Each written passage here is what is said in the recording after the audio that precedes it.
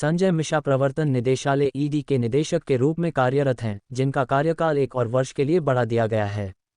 आधिकारिक आदेश के अनुसार ईडी के निदेशक के रूप में संजय कुमार मिश्रा का कार्यकाल 18 नवंबर 2023 तक बढ़ा दिया गया है। वह मूल रूप से 2020 में सेवानिवृत्त हुए थे, लेकिन उन्हें पहले ही एक वर्ष के 2 एक्सटेंशन मिल चुके हैं। उन्नत हेलीकॉप्टर ALH से 10,000 फीट की ऊंचाई से छलांग लगाने के बाद लांस नायक मंजू भारतीय सेना की पहली महिला स्काईडाइवर बनी। ध्रुव लांस नायक मंजू सैन्य पुलिस कोर में तैनात हैं। उन्हें इसके लिए भारतीय सेना के एडवेंचर विंग की स्काईडाइविंग ट्रेनिंग टीम ने प्रशिक्षित किया था। भारत ने 21 नवंबर 2022 को फ्रांस से आर्टिफिशियल इंटेलिजेंस पर ग्लोबल पार्टनरशिप GPAI की अध्यक्षता संभाली। G20 प्रेसिडेंसी संभालने के बाद यह एक अन्य निकाय है जिसकी अध्यक्षता भारत करेगा। GPAI जिम्मेदार और मानव केंद्रित विकास और आर्टिफिशियल इंटेलिजेंस के उपयोग का समर्थन करने के लिए एक अंतर्राष्ट्रीय पहल है।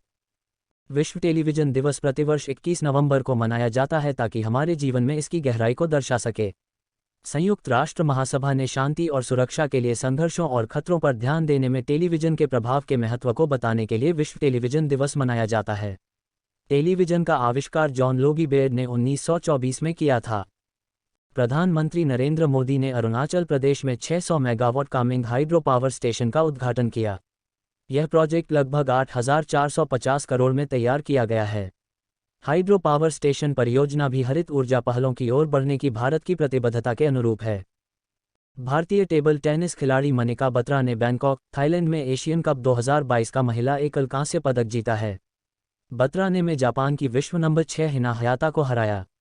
वह यह पदक जीतने वाली पहली भारतीय महिला खिलाड़ी बन गई है। एशियाई कप टेबल टेनिस टूर्नामेंट एक वार्षिक प्रतियोगिता है जो अंतर्राष्ट्रीय टेबल टेनिस महासंघ ITTF और एशियाई टेबल टेनिस संघ द्वारा आयोजित की जाती है। पंजाब कैडर के farmer IAS officer Arun Goyal को चुनाव आयुक्त के रूप में नियुक्त किया गया है। उन्होंने 21 नवंबर को पदभार ग्रहण किया है। अरुण गोयल ने भारी उद्योग सचिव के पद से स्वैच्छिक सेवानिवृत्ति ली थी। वह चुनाव आयोग में मुख्य चुनाव आयुक्त राजीव कुमार और चुनाव आयुक्त अनूप चंद्र पांडेय के साथ पैनल में शामिल हुए हैं। हाल ही में जारी नेटवर्क रेडीनेस इंडेक्स 2022 रिपोर्ट के अनुसार भारत ने 6 स्लॉट से अपनी रैंक में सुधार किया और अब 61वें स्थान पर पहुंच गया है। NRI रिपोर्ट 2022 के अपने नवीनतम संस्करण में 131 अर्थव्यवस्थाओं के नेटवर्क आधारित तत्परता परिदृश्य को उनके आधार पर पेश की है। 4 अलग अलग स्तंभों में प्रदर्शन, लोग, प्रौद्योगिकी, शासन और इसके प्रभाव के कुल 58 वेरिएबल को कवर करते हैं। मैरी थार्प एक अमेरिकी भूविज्ञानी और समुद्र विज्ञान कार्टोग्राफर थी, जिन्होंने अटलांटिक महासागर तल का पहला वैज्ञानिक मानचित्र बनाया था।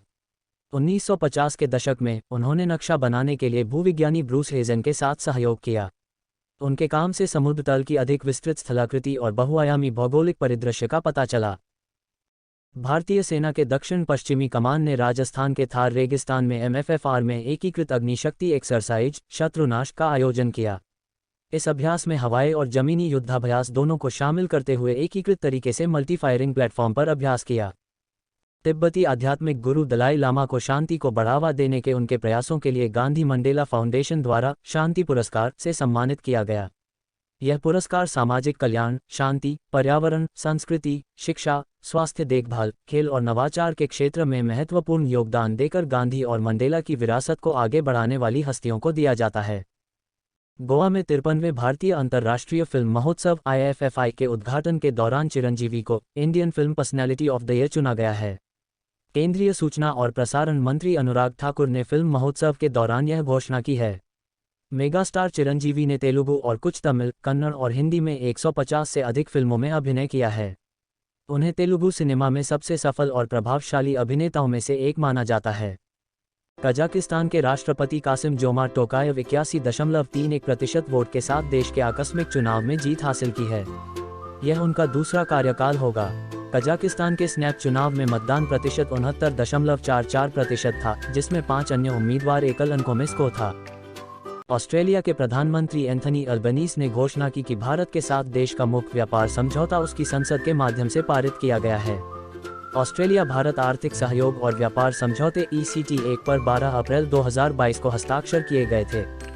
यह दुनिया की सबसे तेजी से बढ़ती अर्थव्यवस्था में ऑस्ट्रेलिया की स्थिति को सुरक्षित रखेगा।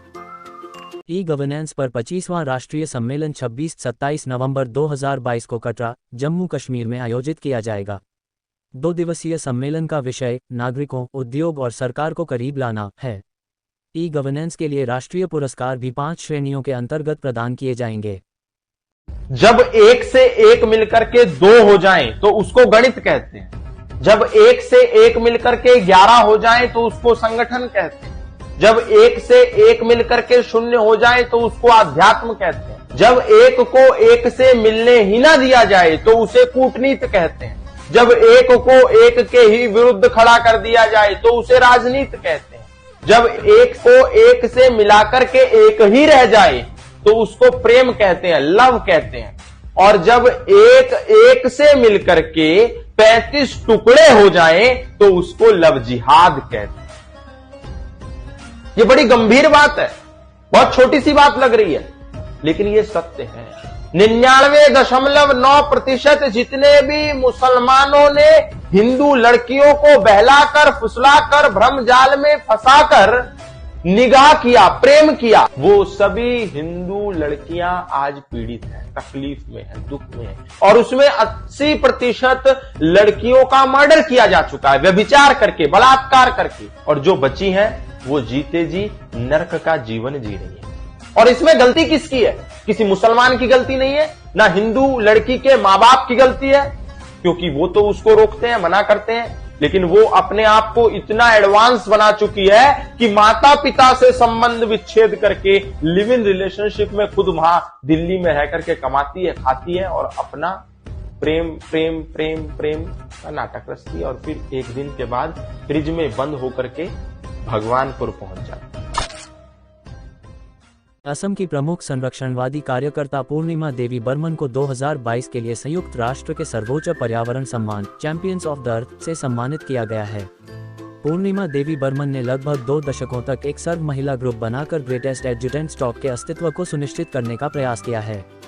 हरगिला पक्षी के लिए असमिया नाम सेना की मदद से इन पक्षी को विलुप्त होने से बचाने का कार्य किया जा रहा है।